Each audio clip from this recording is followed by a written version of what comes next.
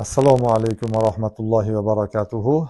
Muhtaram foydalanuvchilar, navbatdagi chiqishimiz e'tiqodiy muhim bir masala yuzasidan soxta salafiylar va hizbut tahrirchilarning buzuq e'tiqodlaridan bittasi musulmon kishi gunoh qilganligi sababli iymonidan ayriladi degan takfirchilik aqidasi hisoblanadi.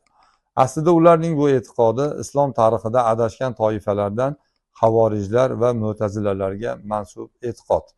Mo'tazilalarning fikriga ko'ra musulmon kishi gunoh qilganda iymonidan ayriladi.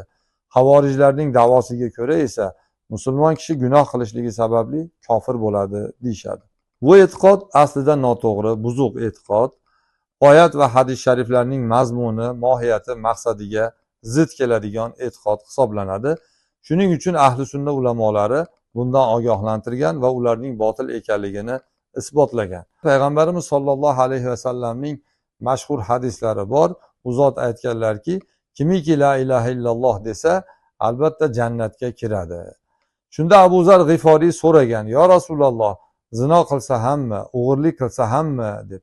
Payg'ambarimiz alayhisalom zino qilsa ham, o'g'irlik qilsa ham jannatga kiradi degan ma'noda javob berganlar.